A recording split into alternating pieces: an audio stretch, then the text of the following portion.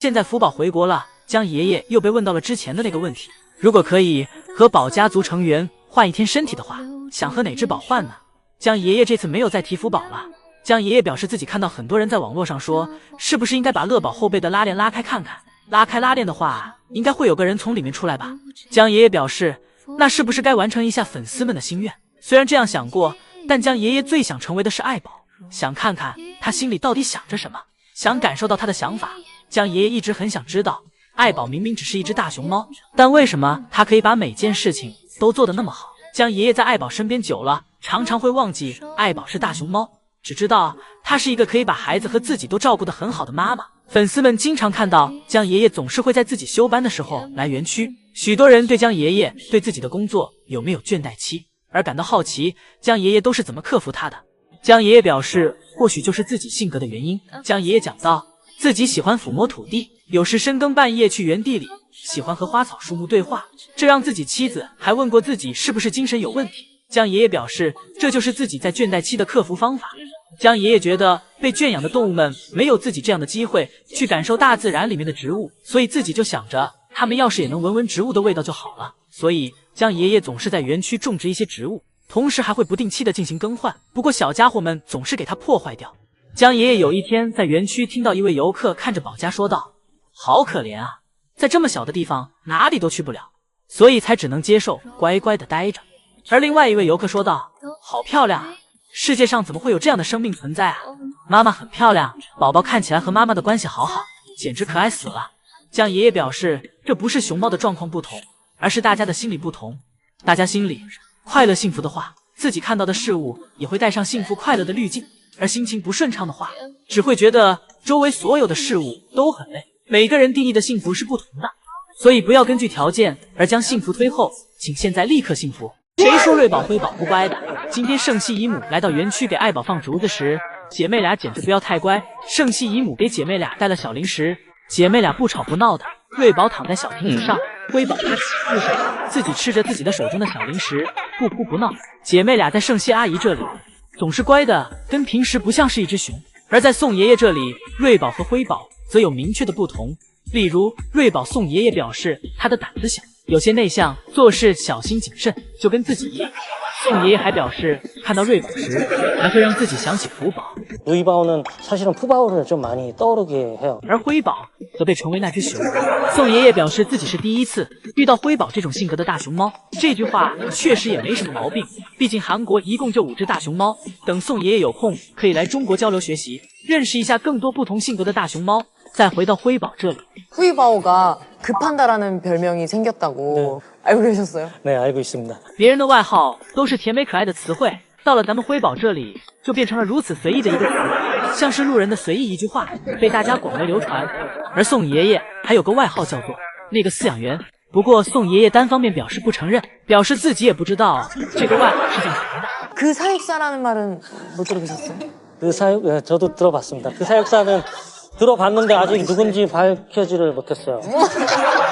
论滑头，谁能比得过宋3岁？好听的称呼自己就照单全收，自己不喜欢的称呼就装3岁，以至于让主持人不忍地问道。 약간 속된 말로 좀 그러니까 뻔뻔하다 이거는 선천적인 거예요. 이렇게 후천적으로 바뀌신 거예요? 갖고 있는 것 같아요. 对于这一点，宋爷爷还是非常认同的。 내일은 내가 이 자리 제일 먼저 차지할 거야. 또 긴장하라고. 宋3岁说出这句话，瑞宝辉宝怎么？因为江爷爷和圣熙阿姨都是跟姐妹俩开玩笑，而宋爷爷则是能真的干出来。 너네들만 좋아하는 자리가 아니야. 自从宋爷爷最近有了领地意识后，越来越受姐妹俩嫌弃了。不过这法让姐妹俩越来越团结，现在姐妹俩走哪都抱团。姐妹俩知道，如果不联手，自己根本不是宋3岁的对手。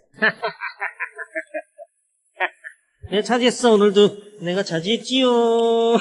宋爷爷这反派笑声着实有点英雄气，而此时的辉宝还没发现自己小腹的异常，还在慢慢悠悠在通道门口徘徊。而瑞宝这里已经开始尝试进行抢夺了。此时辉宝和瑞宝心想，最近宋3岁怎么总是眼馋我的小腹呢？真的要抽空教训教训他了，让他明确的知道这个小腹是属于谁的。辉宝和瑞宝兵分两路，瑞宝这里选择了走侧路，瑞宝眼看差一点就能钻上来了，但却没劲儿了，瑞宝只好暂时又退了回去。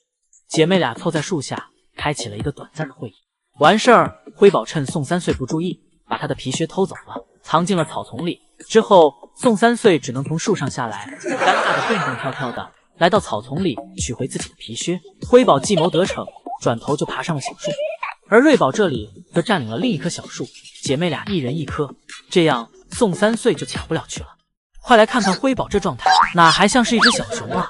辉宝这傲娇的状态，已有了一副小人精的模样，抢起宋爷爷的皮靴来，那叫一个蛮横。宋爷爷伸手想拿回属于自己的皮靴时，辉宝咬着皮靴生气的一个转身，给爷爷的手从自己的身上甩了下去，像是在说不要碰我。然后接着起身，带着爷爷的皮靴跑去了窗前于一木的身边，留下宋爷爷自己在原地独自尴尬。辉宝的调皮证据不止如此，前2天辉宝还给圣西姨母在园区整摔了。圣西姨母以为能把自己被辉宝抱住的脚偷出来，没想到辉宝却抱得如此的紧，而且害怕会踩到辉宝。圣西姨母只能选择自己摔倒在地。最近姐妹俩真是给爷爷和姨母们玩坏了，就连江爷爷也没有逃过。瑞宝抱爷爷腿的臂力一点也不输辉宝，抱着爷爷的大腿，不管爷爷怎么拉扯瑞宝，就是不放手。就连江爷爷连蹦数码，瑞宝都不放手。虽然福宝小时候很调皮，但是远没到瑞宝和辉宝这般折腾人的地步。这样对比以前福宝小时候还算属于文静的，小时候福宝更多的是欺负妈妈，而对于爷爷则总是处于被欺负的状态。尤其是宋爷爷，福宝小时候总是被宋爷爷惹到生气，而这时的宋爷爷则经常制作小礼物来给福宝赔罪。而对于现在的姐妹们，则是害怕妈妈，所以把所有的脾气都发泄在了爷爷和姨母身上。而辉宝这总是脱爷爷的皮靴，或许是在暗示爷爷，表示爷爷该给自己制作冰镇皮靴了。晚上妈妈给自己讲福宝姐姐小时候的事情时，都告诉自己了。辉宝表示，爷爷，你再不给我制作冰冻皮靴，以后我见你皮靴一次就抢你皮靴一次。哼！爱宝带瑞宝、辉宝下班，一共持续了3天，在第4天时结束。今天又成了爷爷接姐妹俩回家。而之所以这样，起因是就在昨天，爱宝像之前一样，到了下班点儿，打算带姐妹俩一起回家时，辉宝竟暴烈的下爱宝这奔跑的速度宛如受惊的马匹。爱宝心想，这家伙指定是老婆那边出问题了。辉宝的这声狗叫宛如狮子受惊，喊出了当年身为蚩尤坐骑时的那股霸气。江爷爷看到爱宝急冲冲的跑回家，立马开门查看是什么情况。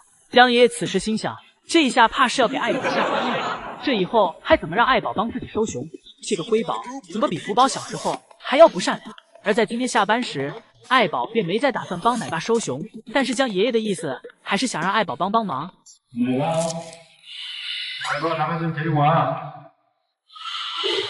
而咱爱宝也不是不听话的熊，看到奶爸没打算给自己开门，于是回到姐妹俩身边，在树下象征性的喊了2声，让其回家。但是姐妹俩今天根本不听，像是一夜之间又长大了，明白了之前都是爷爷和妈妈的圈套。江爷爷见状，只好先让爱宝回家。而此时的瑞宝已经在树上睡熟了，这也只能让爷爷出手了。江爷爷出来后没有着急收熊，因为此时瑞宝睡得正香，打算先让瑞宝醒一醒，防止一会儿上手时吓着瑞宝。